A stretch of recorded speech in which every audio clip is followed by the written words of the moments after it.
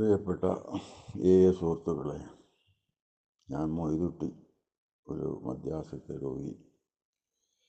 സർവശക്തൻ്റെ അനുഗ്രഹത്താലും alcoholics anonymous എന്ന കൂട്ടായ്മയാലും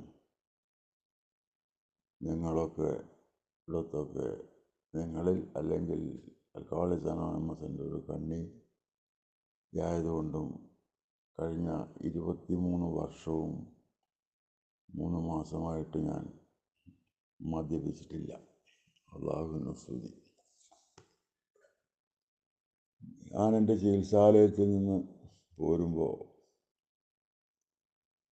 പോരുന്നതിൻ്റെ 2 ദിവസം മുമ്പ് ഹാഫിസ് മുഹമ്മദ് സാർ റിലാപ്സ്, ഒരു രോഗി വീണ്ടും മദ്യപിക്കാനുണ്ടാവുന്ന ചില കാരണങ്ങളെപ്പറ്റി നല്ലൊരു ക്ലാസ് നടത്തിയിരുന്നു.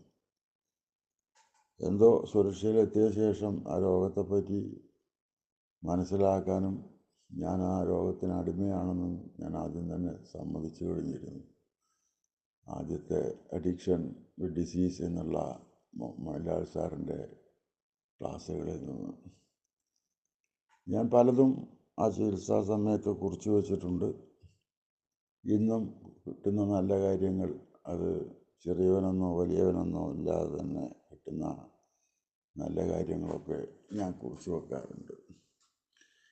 ഇന്നെനിക്ക് നിങ്ങളോട് വാട്സപ്പിലൂടെ വോയിസ് മെയിലിലൂടെ അറിയിക്കാനുള്ള ഹാഫിസ് മുഹമ്മദ് സാറിൻ്റെ ആ ക്ലാസ്സിലെ ചില ഒരു 16 കാരണങ്ങൾ. അതായത് തളർച്ച, എക്സോഷൻ, അതായത് നമുക്ക് ജോലി കൊണ്ട് ഉണ്ടാകുന്ന അല്ലെങ്കിൽ അഡിക്ഷൻ കൊണ്ടുണ്ടാകുന്ന തളർച്ച. കാരണം നമ്മുടെ ശരീരം മദ്യപാനാസക്തി എന്ന രോഗത്തിന് മോചിതനാകുമ്പോൾ ആദ്യമായിട്ട് നമുക്ക് വളരെയധികം തളർച്ച തോന്നും. അപ്പോൾ ആ തളർച്ചയ്ക്ക് ചില പോയിൻറ്റ്സൊക്കെ പറഞ്ഞിട്ടുണ്ട്. അത് ഡീറ്റെയിൽ ആയിട്ട് പറഞ്ഞാൽ അതിനൊരുപാട് സമയമെടുക്കും. രണ്ടാമത് സത്യസന്ധതയില്ലായ്മ. മദ്യപാനം നിർത്തണം എന്നുള്ള എൻ്റെ ആഗ്രഹം ഞാൻ സമ്മതിച്ചു കഴിഞ്ഞാൽ ആ കാര്യം ഞാൻ സത്യസന്ധമായിട്ട് തന്നെ മുന്നോട്ട് കൊണ്ടുപോകണം. സത്യസന്ധത ഇല്ലായ്മ അല്ലെങ്കിൽ സത്യസന്ധത ഇല്ലെങ്കിൽ, അതായത് ഇംഗ്ലീഷിൽ അതിന് ഡിസോണസ്റ്റി എന്ന് പറയുന്നു. സത്യസന്ധനായിരിക്കുക എന്നുള്ളതാണ് അതിലേറ്റവും വലിയ കാര്യം. 3, ക്ഷമയില്ലാത്തൊരവസ്ഥ, ഇംപേഷ്യൻസ് എന്ന് പറയുന്നു. പെട്ടെന്ന് ദേഷ്യം വരിക. ആദ്യകാലത്തിൽ മദ്യപാനം നിർത്തുമ്പോൾ ഉണ്ടാകുന്ന ചില അനുഭവങ്ങളാണ് ഇംപേഷ്യൻസ്. ഒന്നിനും നമുക്ക് ക്ഷമയുണ്ടാവില്ല. വിവാദങ്ങളിൽ ഏർപ്പെടുന്ന സ്വഭാവം. സ്വതവേ തന്നെ മദ്യപാനികളായ നമ്മൾ തർക്കശാസ്ത്രത്തിൽ വളരെ വിദഗ്ധരാകും. എന്തിനും തർക്കിക്കുന്ന സ്വഭാവക്കാരായിരിക്കും. അത് നിന്ന് കഴിയുന്നതും വേറിട്ട് നിൽക്കുക, ആർഗ്യുമെൻറ്റേഷൻ എന്ന് ഇംഗ്ലീഷിൽ പറയും. പിന്നെ ഞാൻ മദ്യപാനമൊക്കെ നിർത്തിയല്ലോ, എനിക്കിത് വേണ്ടാത്തൊരു പണിയായിപ്പോയല്ലോ, അത് ഒരു വിഷാദാവസ്ഥയിലേക്ക് എത്തിക്കും. അതിന് ഇംഗ്ലീഷിൽ ഡിപ്രഷൻ എന്ന് പറയും. അത് കഴിഞ്ഞാൽ ഇച്ഛാഭംഗം, അതായത് മോഹഭംഗം. ഇംഗ്ലീഷിൽ അതിന് ഫ്രസ്ട്രേഷൻ എന്ന് പറയും. ഈ ഇച്ഛാഭംഗത്തിൽ കഴിഞ്ഞുപോയ കാര്യങ്ങൾ ഓർത്ത് വീണ്ടും നഷ്ടപ്പെട്ടു പോയതിനെ പറ്റിയൊക്കെ ഓർക്കുന്ന ഒരവസ്ഥ. അതിൻ്റെ മറ്റൊരു വശമാണ് സ്വയാനുകമ്പ. എല്ലാം ഞാനാകെ തകർന്നുപോയി എന്നുള്ള ഒരു കാര്യം. 8ാമതായിട്ട് അദ്ദേഹം പറഞ്ഞു തന്നത് പൊങ്ങച്ച സ്വഭാവം, അഹന്ത, കോക്കനസ്, ആ ഞാനെന്ന ഭാവം. എല്ലാത്തിനും മേലെ ഞാനാണ്, എന്നെക്കാളും അറിവുള്ള ഒരാളില്ല, ഞാൻ ഇതുവരെ പഠിച്ച ആളാണ്, അല്ലെങ്കിൽ ഞാൻ ഇന്ന ജോലി ചെയ്യുന്ന ആളാണ്. അങ്ങനെയുള്ള ആ ഒരു അഹന്ത മാറ്റി നിർത്തുക. പിന്നെ ആത്മസംതൃപ്തി. ഏത് ചെറിയ കാര്യമാണെങ്കിലും നാം ചെയ്യുന്ന കാര്യത്തിൽ നാം ആത്മസംതൃപ്തി ഉണ്ടാകുന്ന വ്യക്തിയാവുന്നത് വളരെ നല്ലൊരു കാര്യമാണെന്ന് അദ്ദേഹം സൂചിപ്പിച്ചു.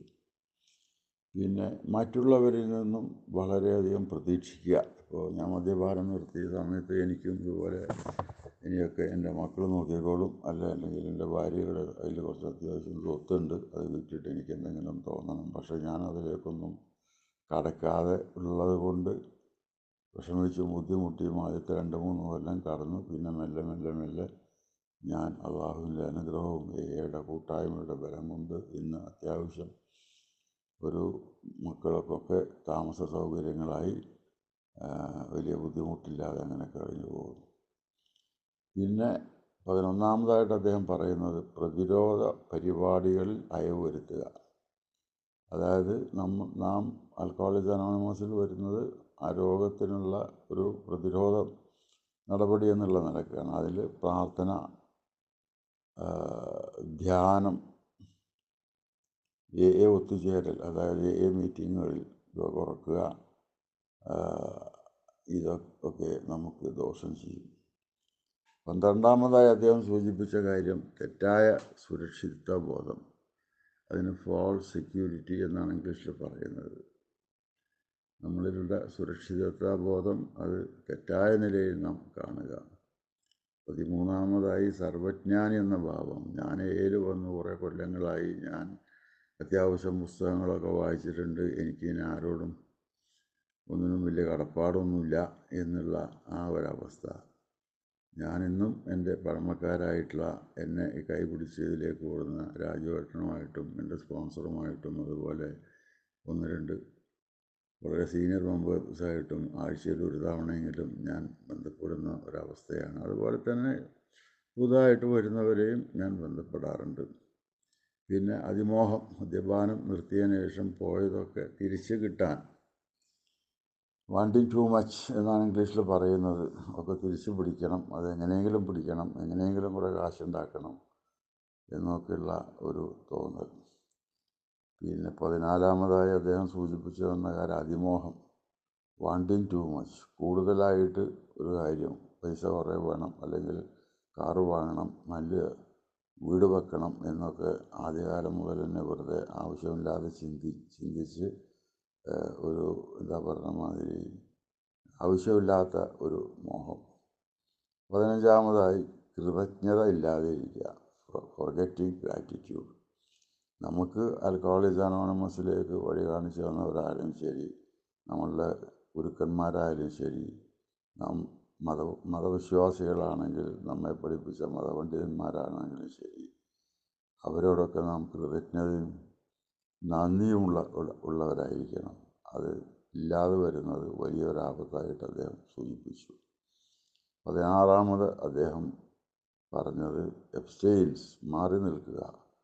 എല്ലാതരം ഉത്തേജന ഔഷധങ്ങളുടെ ഉപയോഗത്തിൽ നിന്നും, അതായത് ഉറക്കത്തിനുള്ള മരുന്നാണെങ്കിലും ശരി, കോഫ് സിറപ്പാണെങ്കിലും ശരി, അരിഷ്ടമാണെങ്കിലും ശരി, അതായത് ഇംഗ്ലീഷിൽ അതിന് use of mood altering chemicals, നമ്മുടെ ഭാവവ്യത്യാസങ്ങൾ ഉണ്ടാവുന്ന മരുന്നുകൾ. എന്തിനു പറയുന്നു, ചെറുതായിട്ട് ഇപ്പോൾ നാം അലർജിക്ക് കഴിക്കുന്ന അവിലെന്ന ഗുളിക ഒന്നിൽ കൂടുതൽ കഴിച്ചാൽ ചെറിയൊരു സെഡേഷൻ, ചെറിയൊരു സുഖം അല്ലെങ്കിൽ നമുക്ക് അനുഭവപ്പെടും.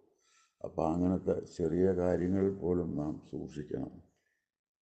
ഞാനിതൊക്കെ എടുത്തു വെച്ച് ഇന്നും ഞാൻ എൻ്റെ ആ ഫയലുകളൊക്കെ ഇടയ്ക്കിടയ്ക്ക് നോക്കാറുണ്ട്. അപ്പോൾ ഇന്ന് രാവിലെ വായനയ്ക്ക് വേണ്ടി എടുത്തപ്പോൾ ആദ്യം തന്നെ ഈ എഴുതി വെച്ച കടലാസാണ് എൻ്റെ മുമ്പിലേക്ക് വന്നത്.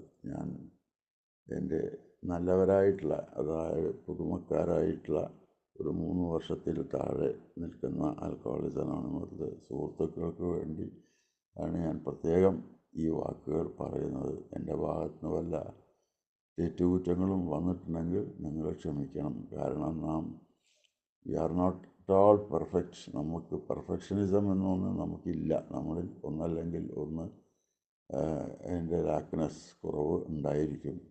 എല്ലാവർക്കും നല്ലൊരു പുതുവർഷം, അതായത് ഈ കൊല്ലം ദൈവം നമ്മളെ കഴിയുന്നത്ര ദൈവത്തോട് അടുക്കാൻ ശ്രമിക്കുകയും വിശ്വസിക്കുന്ന ദൈവത്തോട് അടുക്കാൻ ശ്രമിക്കുകയും ദൈവം നമുക്ക് അതിനുള്ള പ്രതിഫലം തരുന്നത് വാങ്ങുക, കിട്ടുന്നത് അനുഭവിക്കുക എന്നാണ് ഞാൻ വിശ്വസിക്കുന്ന എൻ്റെ അവസ്ഥ.